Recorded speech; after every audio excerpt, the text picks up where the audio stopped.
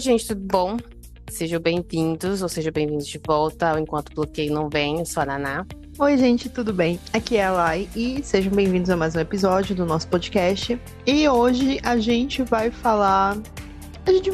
Não, a gente vai reclamar. A gente tá aqui hoje pra falar das coisas que a gente não gosta em livros de romance, comédia romântica, romance de época, etc. Essas coisas. Então, é uma conversa assim, bem livre, bem despretensiosa. Como sempre, a gente sempre diz, não levem a sério, não levem a mal. O que a gente for dizer aqui são nossas opiniões e a gente tá sempre falando de um jeito bem descontraído, então não levem tudo muito a sério. E é isso. Coisas que a gente não gosta em livros de romance.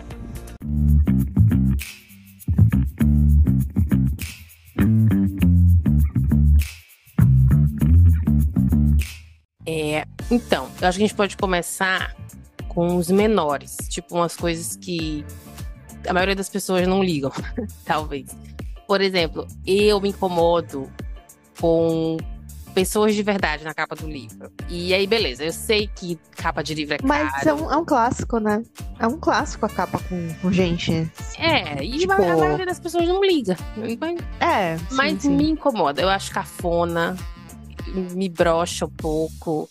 E eu sei que capa de livro é cara, que principalmente para quem é escritor independente, às vezes não tem dinheiro para pagar tudo ali, e aí tem que escolher. Então, é mais fácil, mais barato pegar uma foto ali de alguém num banco de imagens, que é de graça, e fazer ali uma capa improvisada. Beleza, eu entendo, o rolê da pessoa é grande. Mas eu acho tão feinho, eu não gosto, vou mentir, me incomoda um pouco, sim. Assim, não é... Eu já deixei de ler por causa da capa com gente? Sim. Mas assim, eu acho que talvez seja uma coisa também de bom gosto e saber utilizar a imagem. Tem uma capa que foi... Tá, tudo bem, isso foi antes do rolê agora, porque eu acho que é uma coisa muito atual. Acho que dos últimos 3, 4 anos, que as capas ficaram muito assim, né? Com capa de romance com um desenho na capa. Ilustração. Com a ilustração, isso.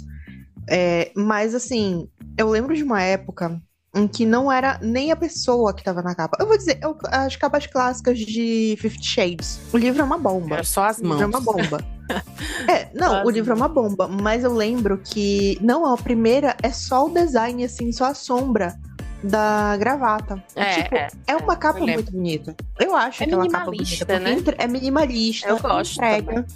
Entrega. Dá um mistério, tipo... Nossa, o que tem a ver essa gravata?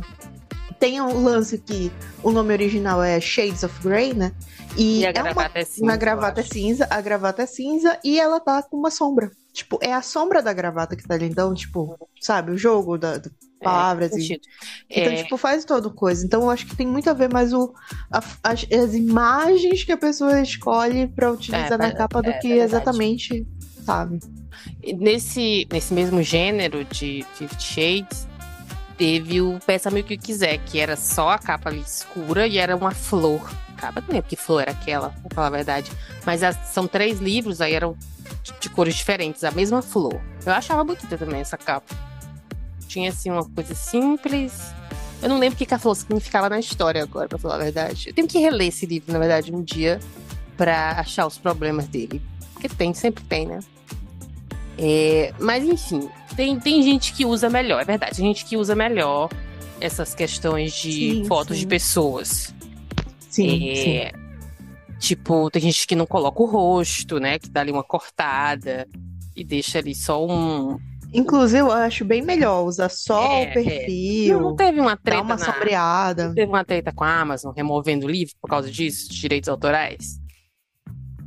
Eu acho que sim, eu acho que teve esse lance todo, até porque o lance do você usar uma foto do banco de imagens é porque às vezes a pessoa autorizou a foto, tipo, com um certo tempo atrás, e essa autorização já venceu, então, sei lá, talvez seja por isso também que eles estavam derrubando, mas teve, na verdade, a Amazon, ela tá derrubando livro independente muito rápido, então tem muitos poréns aí, eu não sei Tem que explicar tomar cuidado, todos né? eles.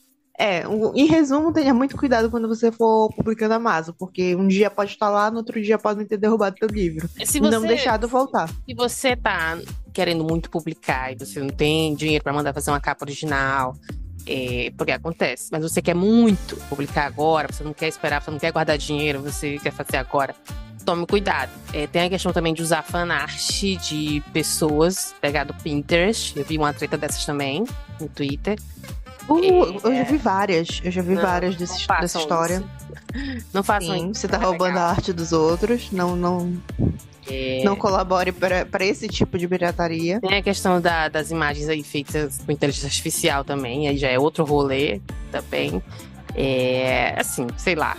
Tem toda aquela história, né? Valorize o artista, blá blá blá, mas enfim, quando a pessoa não tem dinheiro, ela quer fazer de qualquer jeito.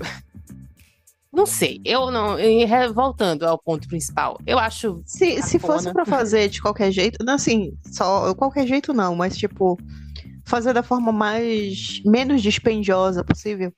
Existem aplicativos gratuitos que liberam o uso de algumas imagens, de algumas figurinhas.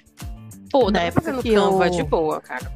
Eu não queria dizer nomes, mas tipo, eu usava o Canva pra montar as minhas capas. Tipo, como não era publicado na Amazon, Sabe o que eu lembrei eu agora? utilizava eles direto. Eu ia te mandar um vídeo e agora eu não vou achar o vídeo de novo. Isso que dá. Eu não sou usuária do TikTok, gente. Então, quando eu vejo alguma coisa lá, se eu quiser mandar pra alguém, eu tenho que mandar imediatamente, senão eu esqueço. Porque eu passo um mês sem abrir o aplicativo.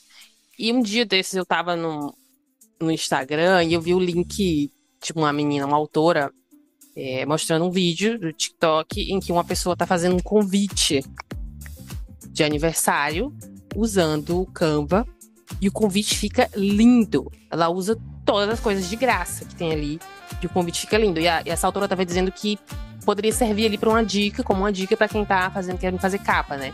E eu ia te mandar e eu esqueci. Vou ver se eu acho de novo. Então, Sim, então tem gente que aquela manja coisa, né? disso, né? Sim, eu acho que bate muito da criatividade da pessoa e a disposição dela de aprender a mexer na ferramenta. Porque tem muito disso. Às vezes você não consegue evoluir muito na coisa porque você não quer aprender como que aquilo funciona. Mas, aquilo, se tem uma vontade, você consegue. Com certeza. Então, agora vamos passar para uns temas talvez um pouco mais polêmicos. Vamos tirar Vamos de logo, treta. vamos tirar logo do caminho os que todo mundo, Aham. os que todo mundo odeia. Que é Aham. traição, gravidez, amnésia. Não, amnésia. Eu acho que esses três Amnésia são principais. e a namorada que volta do nada. A ex que volta do nada. Eu acho que aí pode entrar em traição, talvez. Talvez. Mas Mas vamos- entra talvez num outro quesito, que é o triângulo amoroso. Tem isso também. Todo mundo desgosta de triângulo amoroso, é É. verdade. Mas vamos tentar aqui entender por que as pessoas não gostam de traição. As pessoas, Sou contra. Fim. e aí agora eu vou entrar em outra polêmica. As pessoas monogâmicas, elas têm essa ideia de que traição é o fim do mundo, de que traição não tem perdão, de que a pessoa que trai tem que morrer e merece tudo de pior na vida. Eu já aviso, eu tenho opiniões muito polêmicas sobre isso. Eu não vou entrar nisso aqui agora.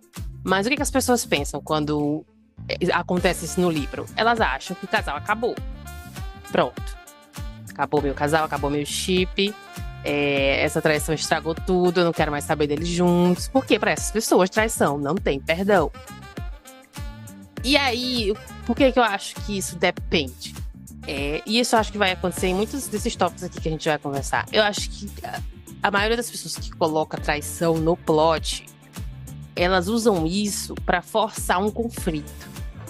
E não necessariamente para desenvolver o personagem, entendeu? Eu vejo muito isso no livro IA, né? Jovem adulto. Porque pra jovem eu acho que isso é mais o fim do mundo do que pra adulto, talvez, não sei. Eu não vou citar nome de livro aqui, mas vocês devem saber quais são esses livros.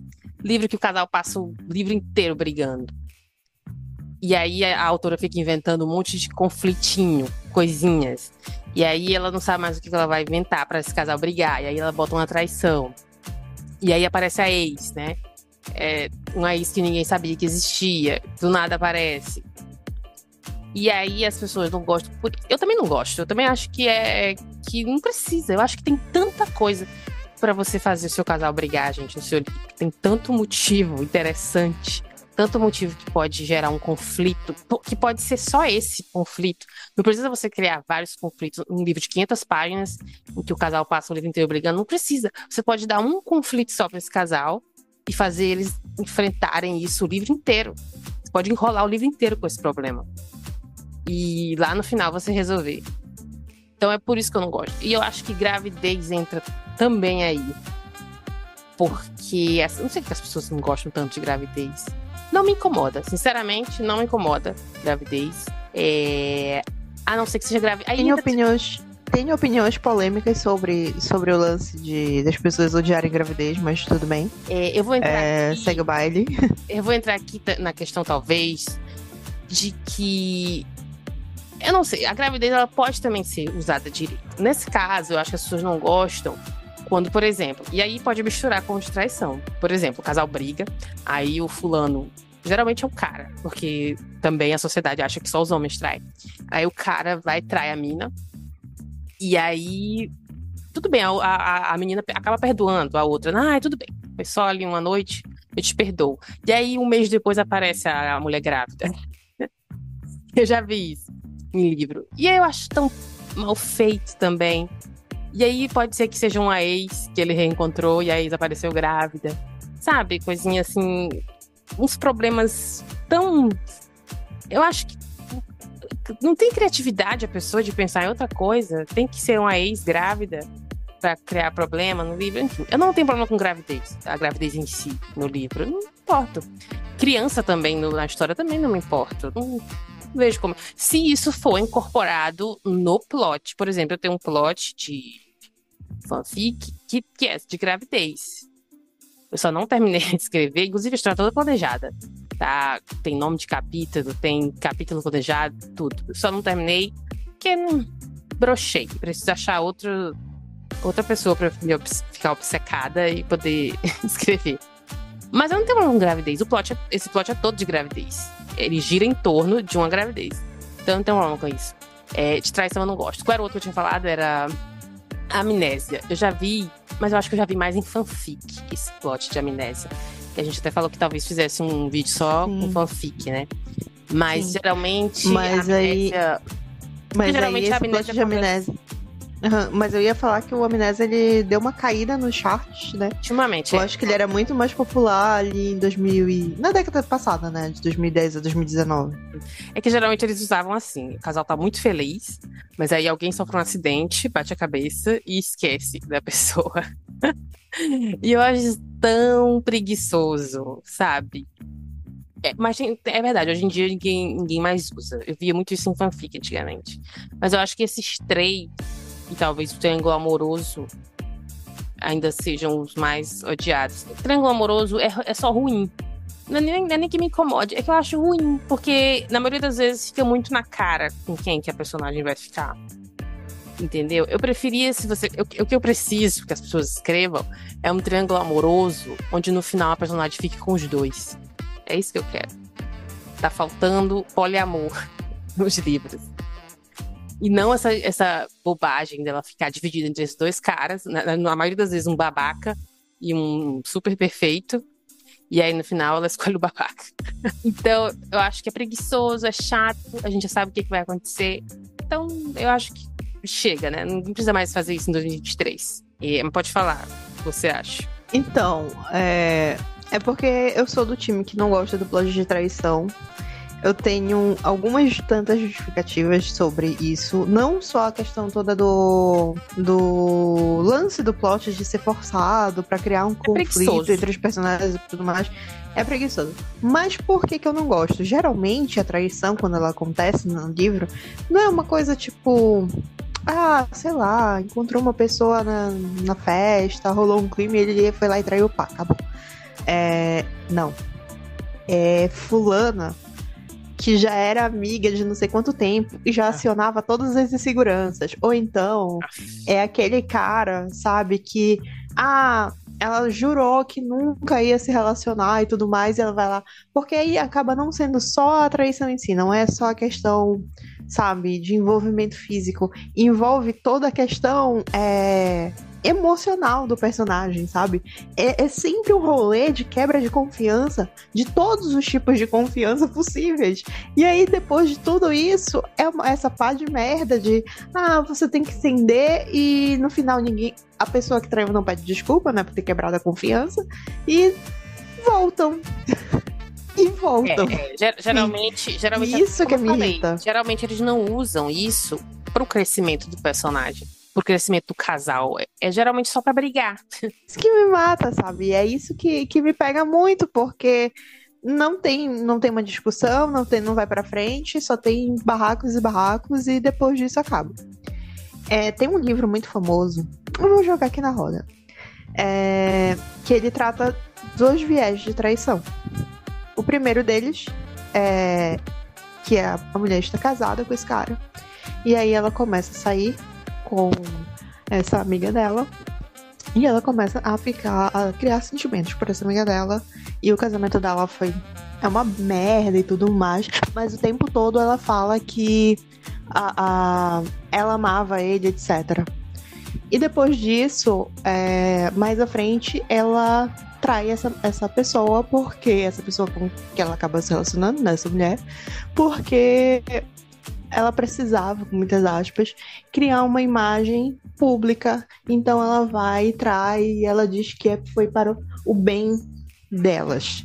E se você não leu Evelyn Hugo, você não sabe de quem eu tô falando, mas basicamente um plot, né? Um plot de alguns personagens. Eu acho que quem não acha que a Evelyn Hugo é uma cuzona, leu o livro errado. Aquela mulher é uma babaca, aquela velha cretina, entendeu?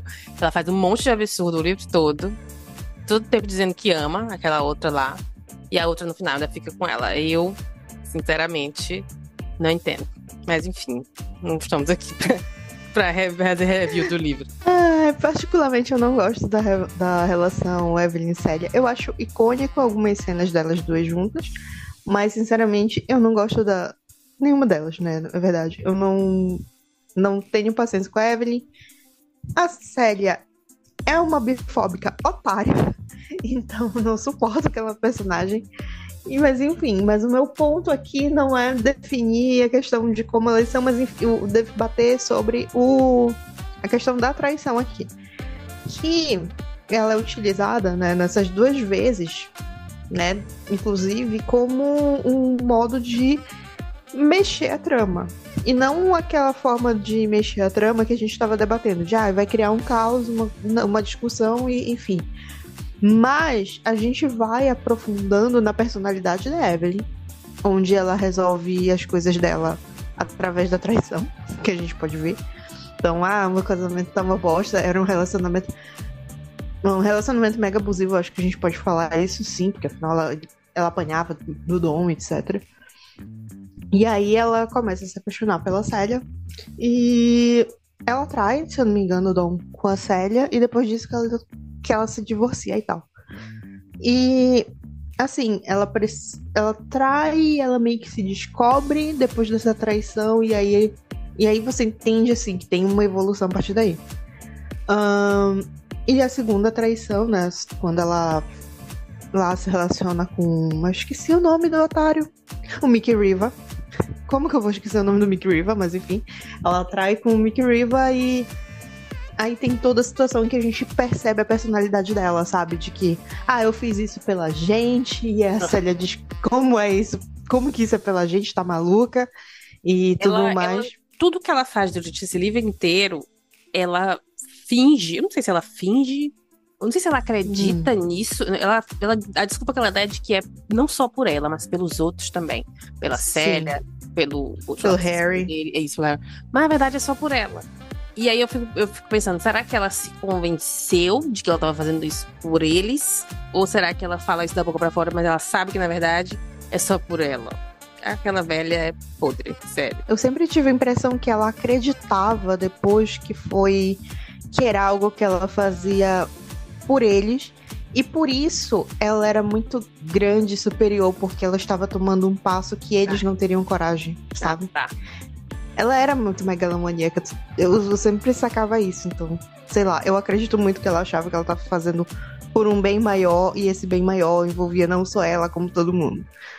Como a gente vê no final do livro, mas enfim. Então, tipo, foi bem utilizado o negócio da traição aqui, sabe? A gente pode dizer que foi bem utilizado. Continuo gostando? Não, tanto que eu acho ela babaca por todos os eventos que envolvem a traição. Apesar de que é isso, não é só a questão, como eu falei, né? Então, foi uma quebra de confiança, mas conclusão... foi uma... Não, pode falar.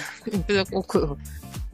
Não, eu ia dizer isso, que houve uma quebra de confiança e tudo mais, mas em ambos os relacionamentos que já estavam meio que fadados ao fracasso, onde estavam, no ponto em que estavam, e aquilo, as pessoas não percebem, falam tão mal de plot de traição, e as pessoas não percebem que houve traição nesses dois casos, sabe? Eu acho meio engraçado isso também, talvez porque é um livro muito famoso, muito hypado, e aí a galera resolve passar um pano. Mas é basicamente isso. É que assim, pelo menos eu acho que a conclusão aqui é que plot de traição é sempre ruim, mas ele pode ser usado de um jeito que faça sentido na história e no desenvolvimento dos personagens e no desenvolvimento do plot, e que aí talvez as pessoas ignorem, passem por cima disso, porque na verdade a questão nesse caso desse livro específico, ela não trai, ela trai ela fisicamente, dessa vez aí. Inclusive, ela deu um spoiler aqui. Se você não leu também esse livro, não leia mais, deixa pra lá. Ela engravida dele, né? E aí ela faz um aborto, eu acho. É dessa vez que ela faz um aborto? Não lembro qual das... Enfim, ela engravida dele. Sim, ela faz um aborto, e depois disso, mesmo depois do aborto, ela meio que fica com um relacionamento zoado com a Célia, obviamente. Ela trai a Célia de novo, e dessa vez não é questão sexual, quando num filme lá na frente que ela faz com uma cena de sexo, e ao invés de ela perguntar... com o ex-marido dela, isso, que era o que batia nela, e ao invés e com quem ela trai quem ela trai, né, quando ela se relaciona com a Célia. Todo esse contexto. De consultar a Célia ou de avisar antes, tudo bem se ela não quisesse pedir permissão. Mas eu acho que ela não tem que pedir permissão nenhuma. Mas em vez de ela comunicar pra ela que ia fazer isso antes, não, ela grava a cena, e aí quando o filme já tá pra sair, é que ela diz pra Célia, e a Célia, elas brigam ali, ela tá, tudo bem, pode gravar. Ela, não, eu já gravei. Eu achei isso horrível. Então ela trai ela 2 vezes.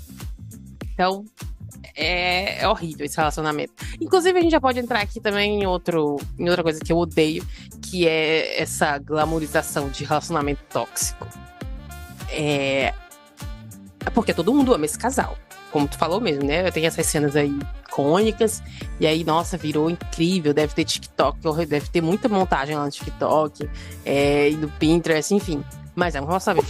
O fandom desse livro é enorme. Eu acho que, inclusive, uma das coisas que mais me pega e que, pra mim, era o que me faria ter terminado com a Célia de cara, foi o lance do bebê. Até hoje eu não supero. Inclusive, é outro ponto. O bebê tem tudo, né? Completo bingo. Tem gravidez, tem traição, tem criança, tem bebê. Nossa, realmente. Realmente completou o bingo.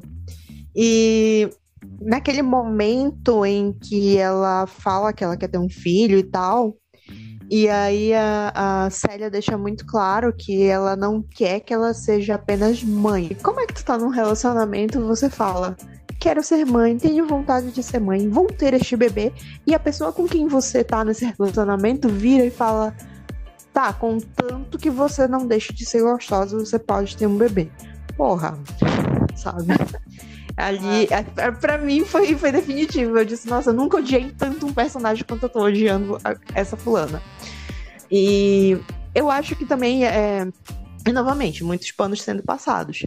E novamente, mais uma vez, tem esse plot, tem esse trope, né, que todo mundo odeia, mas as pessoas acabam deixando passar e não percebendo e não tendo tanta raiva assim, porque ele funciona justamente pra isso, pra mostrar mais uma camada de personalidade deles, né, dos personagens ali envolvidos na trama. Então eu acho que no fundo, o problema todo não são os tropes, o problema todo é como esses tropes estão sendo trabalhados. Sim. Pode ser bem feito e pode ser mal feito. O problema é que na maioria das vezes é mal feito. Eu acho que a questão que a gente falou do relacionamento tóxico, também eu não sou da turma que acha que não pode ter relacionamento tóxico em livro. Pode, sim. Mas não seria legal se a pessoa que tá nesse relacionamento percebesse que ela tá nesse relacionamento tóxico, se afastasse, que ela evoluísse, aprendesse com uma lição com tudo isso e tal. Mas não, o que acontece é que a pessoa fica assim mesmo, nesse relacionamento tóxico, e todo mundo acha lindo. Isso me incomoda muito. E assim, vindo de experiências prévias, né, experiências de vida e tudo mais, em que você sabe como uma pessoa dentro de um relacionamento tóxico acaba se sentindo... É uma coisa pra vida. Eu acho que já em uns 2 ou 3 episódios eu já mencionei isso, sobre como, mesmo depois que acaba, várias coisas ficam dentro de você por causa dessa experiência, porque é um trauma. E vira um trauma para toda a sua vida. E a forma muito leviana, sabe? Fulano passou por toda essa merda, mas sei lá, no final eles se perdoaram e ficou tudo bem. Ou então, como é de um muito querido, de uma autora muito querida, eu não sei se é qual dos dois, ou assim que acaba, ou assim que começa, eu não tenho interesse em saber qual, se é no primeiro ou no segundo livro, que basicamente é isso.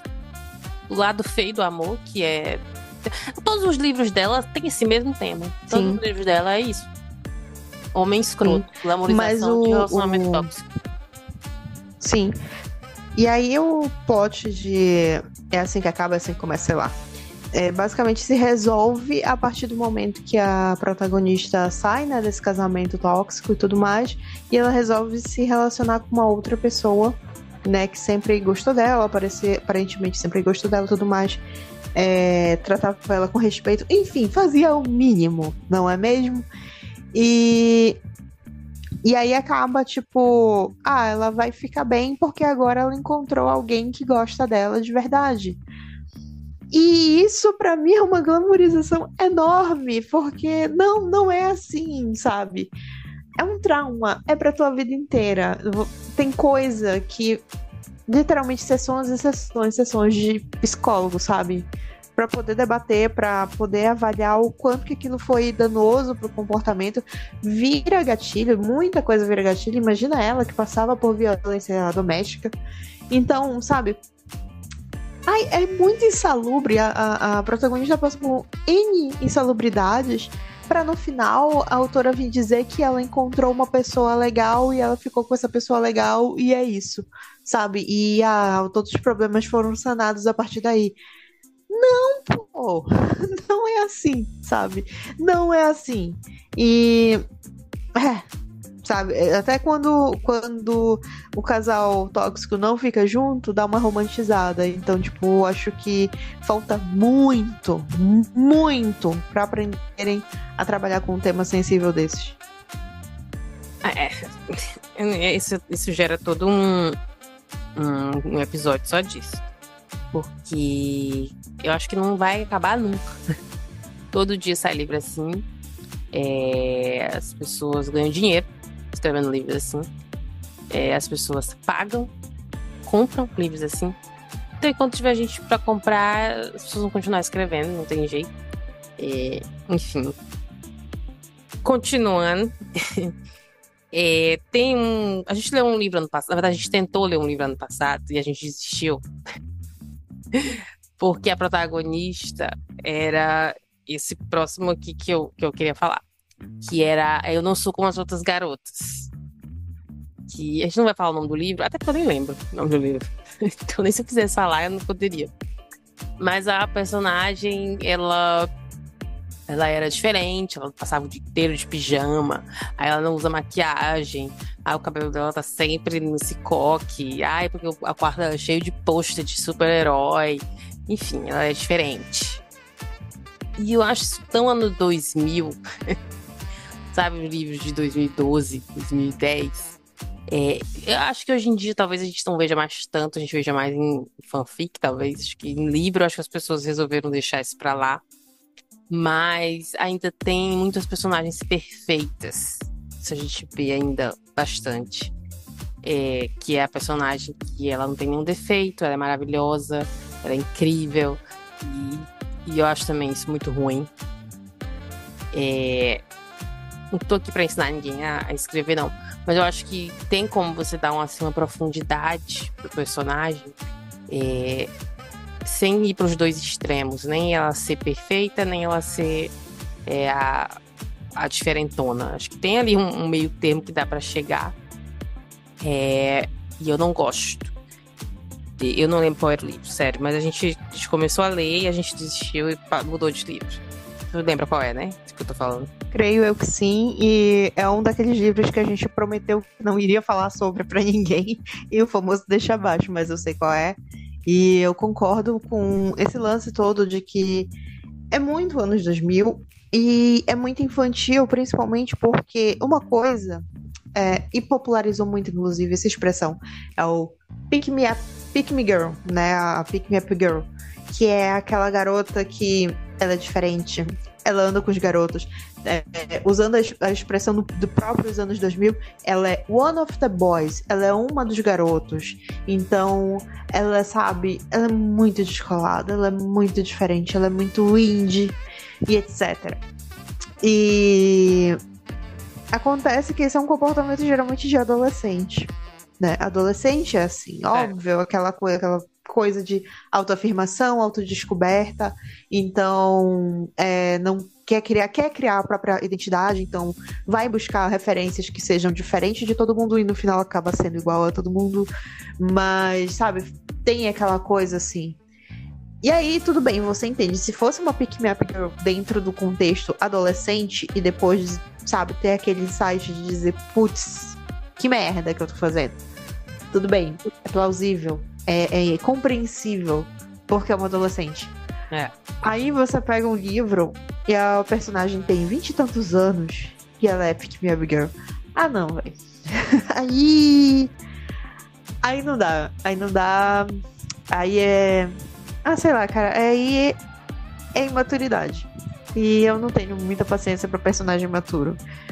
Tem que me dar uma justificativa muito, muito grande pro personagem ser imaturo. E geralmente não existe. Então, não dá. Realmente, bato o olho e diz, não, próximo. É ruim. A gente nem conseguiu terminar o livro. O livro talvez até tivesse outros problemas, mas esse realmente me fez parar de ler. Aí eu coloquei aqui também a questão do mal entendido, que pode ser bem feito também. Aqui entra de novo na questão do que você pode criar um mal entendido que faça sentido. Você pode criar um motivo para aqueles personagens entrarem nessa situação de esse mal entendido, ou de não se comunicarem direito, né? Tipo, porque às vezes, a maioria das vezes é mal feito. Às vezes esses personagens poderiam só sentar e conversar sobre isso. Não tem nada impedindo eles de fazer isso. Mas existe casos que dá para ser bem feito. Você pode criar um motivo de verdade para esses personagens não conversarem sobre determinado assunto, ou esconderem alguma coisa do outro. Existem motivos bons para isso. E eu acho que as pessoas têm preguiça de criar esses motivos e elas só fazem ali eles brigarem e não conversarem sobre aquilo durante o livro inteiro. E aí lá no final isso vira uma coisa enorme e aí fica falso, não tem peso na história. Eu acho que tem muito disso também nos livros. Tem 2 livros que passam por esse caso, que a gente leu, inclusive, aqui pro podcast. Um nacional e, enfim, que eu prefiro não mencionar novamente. Quem leu sabe. E outro que... quem ouviu os episódios sabe. E o outro é A Hipótese do Amor, que é justamente esse lance, né, de que o cara sempre gostou dela, ele já conhecia ela, e ela se envolve com ele nessa situação completamente maluca, E só que ela mantém o segredo pra ela, né, de que ela gosta dele, assim como ele também mantém o segredo de que ele gosta dela. E só que eles são muito péssimos em se abrirem um com o outro até que a situação chegue no limite. Então, tipo, tem uma justificativa, né, pra eles terem o coisa, né, eu não consigo achar outra expressão pra isso não ser misunderstanding. Eu só lembro acho que é do mal nome entendido. inglês. Mal entendido, né? Tipo, então a Olive com o Adam tem a justificativa do porquê que eles não se conversam, porquê que sempre eles estão ali, sabe, guardando o que eles sentem, né? Basicamente. Todo o plot se desenvolve daí, né? Que eles estão ali guardando o segredo, eles se gostam, guardam esse segredo e vai criando situações absurdas uma atrás da outra até que vira uma grande tragédia lá na frente. Isso. E então, tipo, é bem trabalhado o fato das duas personalidades deles serem assim, serem relutantes. O tempo todo a gente sabe que a Olivia, ela guarda as coisas pra ela, tudo ela guarda pra ela, então não é só o quanto o relacionamento dela com o Adam, é também sobre como ela se sente por causa da amiga dela e como ela queria opinar sobre as escolhas profissionais do amigo dela e ela também não opina, ela tem uma opinião sobre isso, mas ela prefere não fazer justamente pra não magoar. Então, tipo, é da personalidade do personagem. Então, tem uma justificativa plausível. Agora sabe, manter um segredo, esse mal entendido todo, e eles serem pessoas altamente extrovertidas, que contam a vida até pro mendigo na esquina, sabe? Aí eu acho meio merda. Aí eu acho foda, aí não tem condição. Novamente, dá pra ser bem feito se a pessoa tentar. Às vezes eu acho que as pessoas nem tentam, sabe? Acho que não custa você perder ali um tempinho tentando criar um conflito de verdade pra esse casal, né? Outra questão que eu vi algumas pessoas mencionarem que não gostam, mas que eu também acho que depende, é a questão do casal que se apaixona assim logo de cara. E aí vem a questão a boa primeira vista, existe ou não existe? E aí eu não sei, sinceramente, eu não sei se eu desgosto ou se eu gosto, eu acho que depende muito de como é feito no livro. Eu acho que é possível sim que você, sei lá, conheça alguém hoje e se sinta muito atraído por essa pessoa de uma forma física e talvez você se interesse muito. Não sei opinar, sou Demi, então essa eu vou ficar te devendo. Eu acho que você pode achar essa pessoa muito linda, muito atraente e muito interessante ali, conversando ali no meio de uma galera e você ficar muito curioso pra conhecer essa pessoa, pra saber mais sobre essa pessoa, entendeu? Eu acho que é possível. Aí se isso é amor ou não, aí depende de como você vê o amor. No caso, como tu falou, que é Demi. Depende de como você vê essa questão de amor, de atração física, não sei. Eu sinceramente não sei. Eu nunca passei por isso, eu nunca senti isso de cara, assim, por ninguém. É óbvio que eu já fiquei atraída por pessoas, assim. Mas não de amor. Amor eu acho uma coisa tão forte. Eu não sei. Novamente, eu acho que depende da história, depende do livro. Talvez faça sentido na história, talvez não faça. Eu acredito, eu gosto de acreditar que o amor se constrói ali com um pouco mais de tempo, você conhecendo a pessoa melhor, convivendo e etc. Eu gosto mais assim. Mas, novamente, tem muitos mais nisso. Quando eu escrevo, geralmente eu escrevo coisas menores, mais curtas, acontece mais rápido das pessoas se apaixonarem e ficarem juntas. Mas isso porque a minha história é mais curta. No caso de um livro de 500 páginas, que me parece ser a média aí de tamanho de romance hoje em dia, ninguém mais quer escrever nada com 300 páginas. Num livro de 500 páginas, eles se apaixonarem nos primeiros 10% do livro, me parece um pouco apressado. Eu acho que dá pra desenvolver, né? Principalmente se for... tem a questão do slow burn, né? Que todo mundo gosta, ou pelo menos eu gosto, não sei se todo mundo gosta, enfim, que o casal ele vai se apaixonando aos poucos, né? E ali vai crescendo ali aquela tensão. Eu gosto mais, muito mais do que o casal logo de cara se apaixonar. E tem outro plot que eu gosto mais ainda, que é quando o casal se atrai logo um pelo outro de cara, ficam juntos, e aí acontece alguma coisa que tem que separar eles. E aí eles passam o livro todos separados, e lá no final resolve. Eu ainda gosto mais ainda assim. Mas esse de se apaixonar logo de cara, eu não sei, depende. Eu acho que depende do contexto do livro, talvez. Assim, pra mim a realidade é muito irreal. Você se apaixonar, tipo, você ama aquela pessoa imediatamente. Primeiro, como tu falaste, né? Amor é uma palavra muito forte. Segundo, do meu ponto de vista de pessoa Demi, pra mim precisa ter uma conexão muito forte pra estabelecer alguma coisa, sabe? Não é algo que vai se criar em 10 minutos de conversa, que é o que acontece em muito livro. Então, pra mim, é muito surreal, sabe? E você chegar e ler assim, nossa, fulano bateu o olho e era a pessoa da minha vida. E eu fiquei...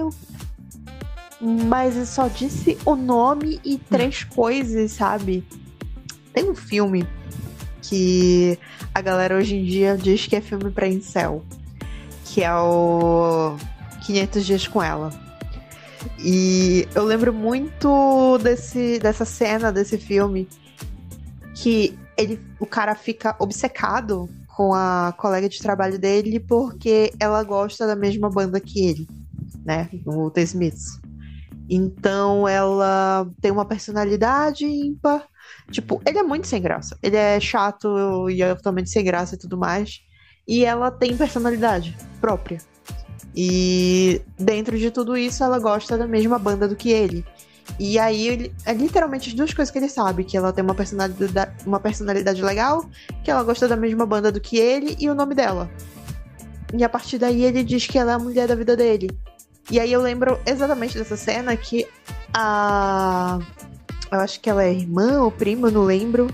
Que ela é uma garotinha que ela vira e diz assim mesmo: é só por isso que você acha que ela é a pessoa da sua vida? Porque vocês gostam da mesma banda, sabe? Tipo, ela fica muito incrédula, sabe? Ela diz assim: você não se conhece o suficiente, você não sabe o suficiente sobre essa pessoa, mas agora ela é a pessoa da sua vida, tipo... E aí eu realmente, eu me sinto muito no lugar dela, sabe? Eu me sinto muito no lugar dessa cena. Tipo, vocês acabaram de se conhecer, você não sabe nada sobre essa vida, sobre essa pessoa, você não sabe como é o comportamento dela, você não sabe as opiniões dela sobre assuntos chaves de convivência, e ainda assim você vai dizer que, nossa, é a pessoa da minha vida, é o amor da minha vida. Gente, pra mim isso não existe, sabe? Então eu acho que Instant Crush, que é, né, o nome no inglês. Isso nunca me pega. Pra mim, eu prefiro mil vezes o Slow Burn que... Mas aí crush, tudo bem, o crush. Agora, o amor da sua vida é outra coisa. Tudo bem o crush. Você viu uma pessoa hoje, conheceu, foi apresentado por essa pessoa, achou ela linda, achou ela interessante, achou o papo muito bom, criou um crush. Beleza. Agora, você ficar obcecado por essa pessoa dizer que é o amor da sua vida, peraí, é demais. Aí é esquisitíssimo. Eu não sei. Tem gente que gosta. Aí eu recomendo o quê? Terapia. É carência demais, talvez, né? Deve ter gente que gosta. Não sei. Vai ver só nós que não gostamos. Enfim. Tem também... eu tô tentando lembrar se a gente leu algum livro assim aqui, o podcast, que é a repetição de informação. Tipo, a pessoa fica falando uma coisa que ela já falou 1000 vezes o livro inteiro, tentando te lembrar de alguma informação do livro. E eu acho que eu já li um livro assim, mas eu não sei se foi aqui pro podcast ou se foi... Sim, a gente leu, mas ele não era romance. A gente leu um livro de distopia que tinha essa coisa, que ia e voltava na mesma informação, que era sobre os poderes da personagem. Também não vou citar nomes. Quem ouviu sabe. Ah, verdade. Quem ouviu sabe qual é o livro. Então, mas a gente já passou por essa experiência. Então não foi romance. A gente odiou. Então não foi romance, mas fica aí dito que a gente não gosta. Eu acho que são esses de romance deve ser esse que eu gosto mais. Tem também a questão que eu não anotei aqui, mas eu lembrei agora, de gente que fica escrevendo muito difícil. Eu já peguei uns livros assim, inclusive nacionais. Também não vou citar o nome da autora, acho que ela é bem conhecida até. Isso rola muito nos livros que são romance de época. Eu tinha uma lista que eram 3 coisas que eu não gostava. Um em romance contemporâneo, que era a questão da traição, né? Que sempre vai e volta nesse. E no romance de época, justamente isso. Essa escrita que, vou tentar emular a escrita daquela época. Tudo bem, eu entendo. Você quer deixar temática, quer deixar do coisa... Mas precisa, sabe? Teu público é realmente, sabe? Não é a galera do século XIX. Teu público é quem tá aqui no século XXI, 2023, baixando o livro no Kindle Unlimited pra ler, sabe? Então não precisa, sabe? Mas não, vai lá, vai tentar incorporar Camões pra escrever o livro. Pra quê, gente? Pra quê? Não. Não precisa. As pessoas sabem que você não é uma escritora do século XIX. Você pode escrever como uma pessoa do século XXI. E todo mundo... Contando que você não use gíria na fala dos personagens, eu não vejo por que você não pode escrever normalmente. Me parece assim, meio a pessoa se achando assim, meio pretensiosa, querendo escrever difícil. Não sei. Eu acho que não tem necessidade. Principalmente se não for de época, que foi o que eu já vi. Era livro contemporâneo e a pessoa escrevendo com um jeito meio poético, sabe? Dando uns floreios. Não fazia sentido nenhum no contexto da história. Enfim. Acho que é isso que eu tinha pra falar dos que eu anotei aqui. Esse outro que eu tinha falado, como tu disse, não se encaixa, porque não era romance. Eu tenho uma reclamação. Qual?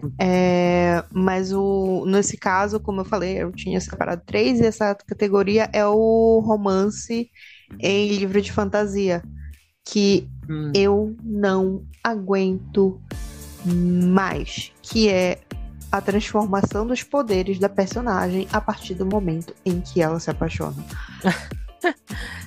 Mano, sabe?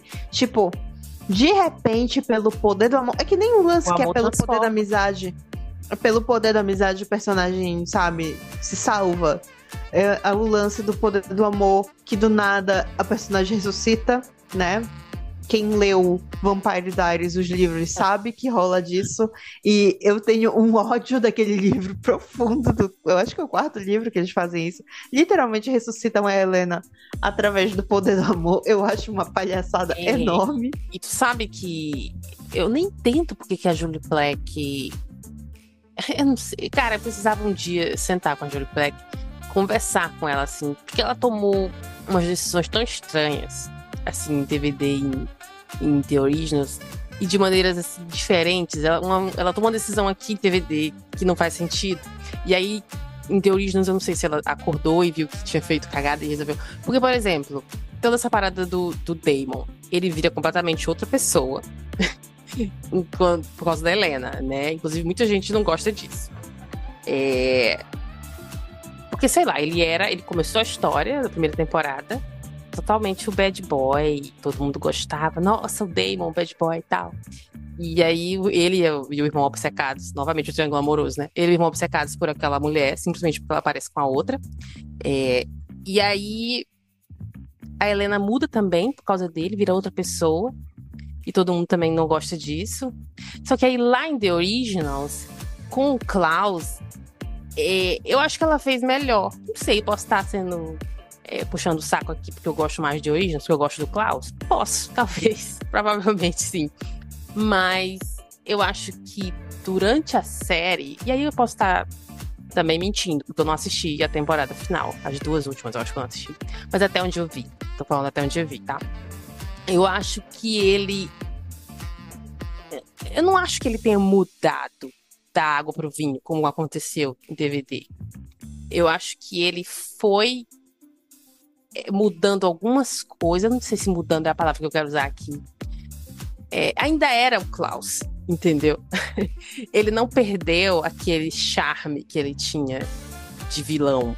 Ele ainda tinha aquele aquele charme, mas ao mesmo tempo ele foi evoluindo por causa da filha dele, porque ele queria estar ali com a família dele naquele lugar, que ele gostava muito, porque ele se apaixonou pela Camila, enfim. Ele foi mudando algumas coisas, mas ainda era o Klaus. Eu acho que o personagem... Aí eu posso também ser... Pode ser também por causa do ator? Pode. Não sei, mas eu acho que a Julie... Eu quero acreditar que a Julie Plec aprendeu. Eu quero acreditar que ela viu que ela fez uma cagada em TVD. Porque, na minha opinião, ela estragou o personagem do Damon. E apesar de eu não gostar da personagem da Helena desde que ela apareceu na série, no primeiro capítulo, no primeiro episódio, eu acho que ela estragou a personagem também. Mas é isso aí, é a minha opinião. Tem aí a galera que é Team Damon, tem a galera aí que é Team Helena, que ainda hoje shippam da Helena e brigam, então talvez elas discordem, né? Mas enfim, falei. Sou incapaz de opinar porque entre Team Damon e Team Estelena, Delena, eu sempre fui Team Caroline. Eu só assistia por causa da Caroline, então... Assim, eu achava muito, muito, muito ruim o desenvolvimento dos dois casais e todo esse lance. Ela está... Mas... Ai, cara, mas quem não foi estragado ali, né? A pobre da Bonnie. Mas enfim, tem isso, sabe? Tem essa mudança brusca de personalidade, inclusive. Uhum. Eu tava pensando muito nisso na questão dos poderes, sabe? Porque... Tem a cena clássica do livro que eu nunca li, mas eu conheço de ponta a ponta, que é o Akotá, que a Minnie querida quebra a maldição com o poder do amor. Ela literalmente diz, a grande coisa é o amor. E aí ela pega e morre. E aí os outros bichinhos lá, os outros féricos vão lá e ressuscitam ela. Mas então, isso eu acho é o poder do amor e tal. Não é uma coisa do livro de fantasia, todos eles? Porque... Não, mas é ruim. Mas é ruim. Eu não tô aqui pra dizer que é livro de fantasia, acontece. E aí é normal, mas é um normal. Mas é ruim, também. Porque em Harry Potter, eu não li, mas no filme fica bem claro que o Voldemort não consegue matar o Harry Potter por causa do amor dos pais dele, que é muito forte. E aí ele não consegue matar. Ele mata os dois lá, mas não mata a criança por causa do amor. Não é isso? É isso. É literalmente a morte, o sacrifício da mãe dele impede que ele morra. Como ela se sacrifica, ela decide morrer no lugar dele, né? No lugar do Harry.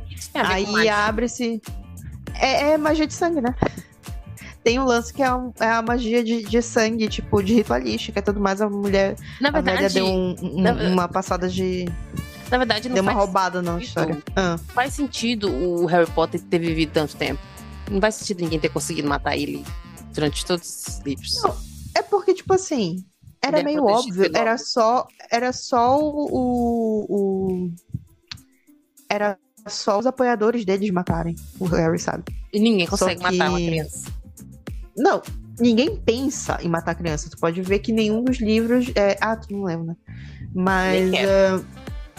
nenhum dos livros alguém cogita matar ele. Eu acho que tem no máximo uma menção quando o Lucius Malfoy ameaça bater nele no filme, eu acho, se não me engano, no filme 2, mas em momento algum ninguém passa pela cabeça de dizer vamos matar esse moleque e resolver a parada, sabe? Ou vingar do nosso guru, mestre e afim, sabe? Ninguém pensa nisso.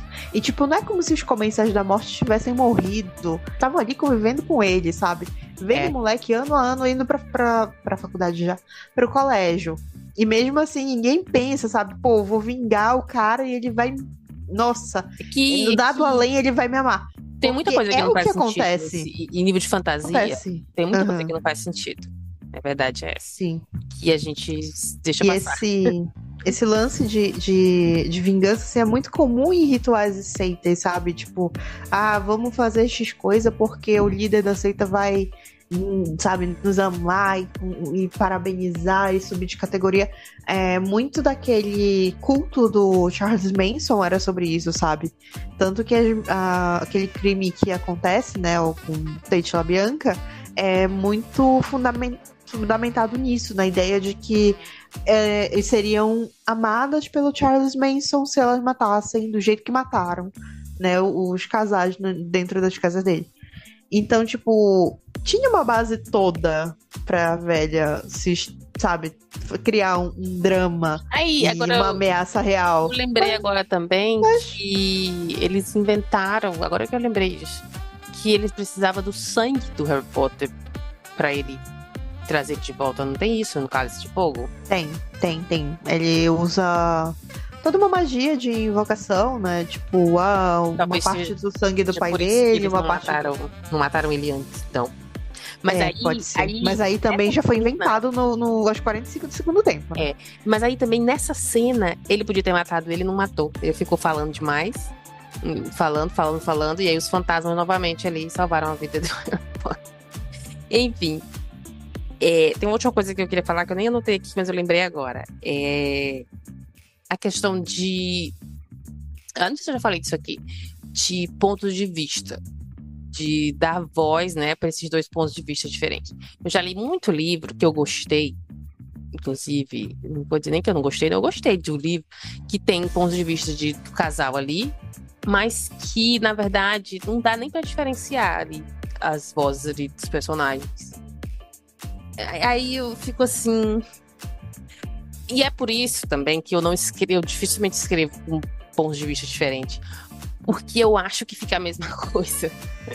É uma coisa que eu tenho que praticar muito ainda. Mas aí depois eu vejo livro de gente que já escreve há muito tempo e que também não consigo diferenciar muito a voz dos personagens. Isso me incomoda um pouco. Mas na verdade me incomoda um pouco. Teve livros que eu li assim que eu gostei, achei bom. Não vou citar nomes também. Mas me parece... É por isso que quando eu vejo um livro com muito ponto de vista, eu já não quero ler. Porque eu acho que vai ser tudo igual. Eu já julgo antes de ler. Game of Thrones inteira baseado nisso, né? São os vários pontos de vista da guerra e tal. E cada ponto de vista, tipo, é o ponto de vista da criança, né? Que tá ali numa cama entrevada, que é o Bran.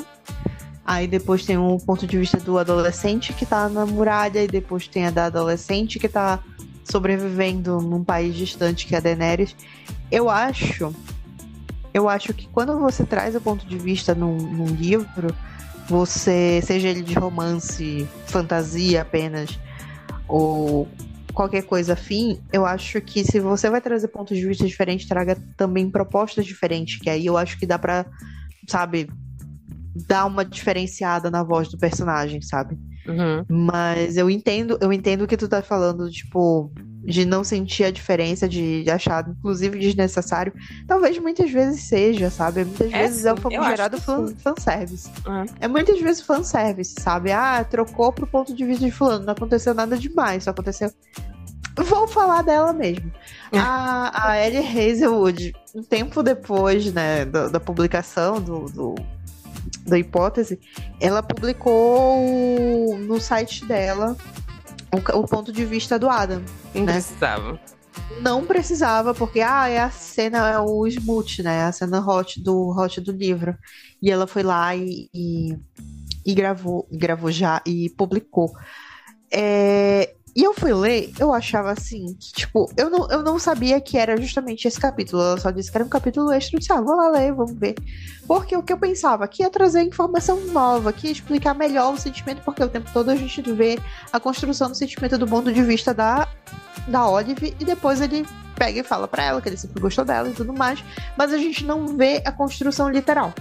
Então, o que eu tava esperando? Que fossem mais monólogos internos do Adam, falando dos motivos dele de se manter em silêncio, de como ele se sentiu em relação a isso, de como foi, sabe, ele pensar e repensar se era uma posição de poder que ele tava se colocando, sabe, na relação dela e tudo mais. Tudo isso. Eu tava esperando isso, eu tava esperando desenvolvimento. Ganhei o quê?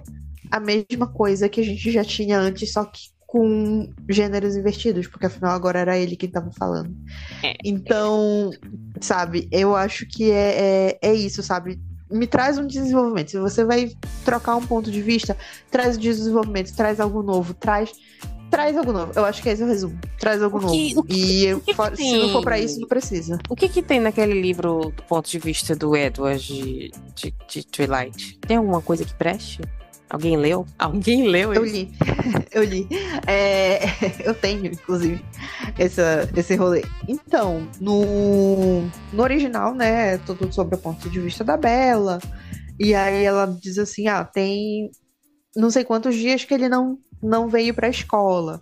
E aí o que acontece? São justamente os momentos em que ele não tá. Então ele conta realmente toda a história de como foi.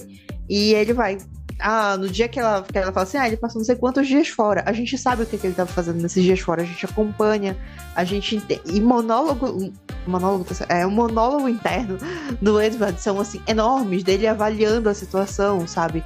Passo a passo. Então, Quantas páginas? Afinal, cara, 500 e tarará. Eu acho que pra esse que ou 500 ou 700.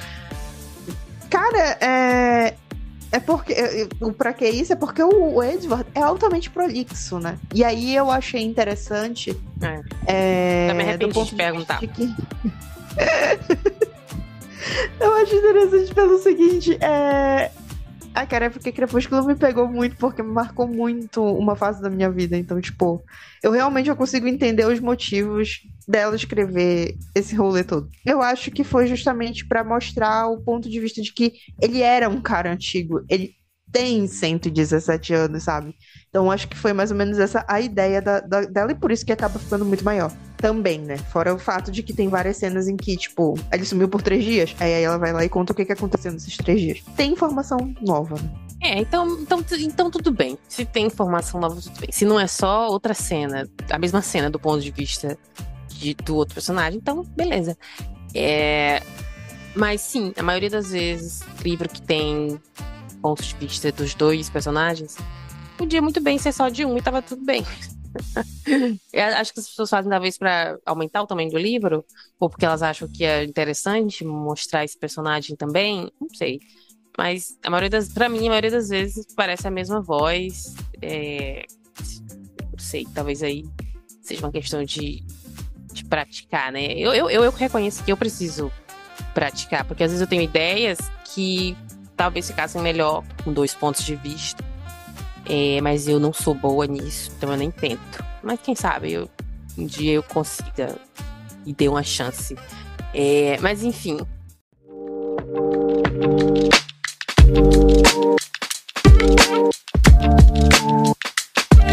Então, gente, é isso. Talvez tenha mais coisa que a gente não tá lembrando agora, mas os principais são esses. Você deixa aí nos comentários. Conta pra gente aí quais são as coisas que você não gosta em livro de romance. Pode ser também outros tipos de livros, se você preferir, em livros em geral, né? Não especificando o gênero. E é isso, se você gostou, compartilha esse vídeo, deixa o like aí. Se você tiver pelo Spotify, baixa o episódio, enfim. É isso, gente. Muito obrigada. E qualquer coisa que vocês queiram comentar com a gente, nossas redes sociais estão sempre logadas e linkadas aqui na descrição do episódio. Então é só procurar o nosso Twitter, o nosso Instagram, marcar a gente e comentar.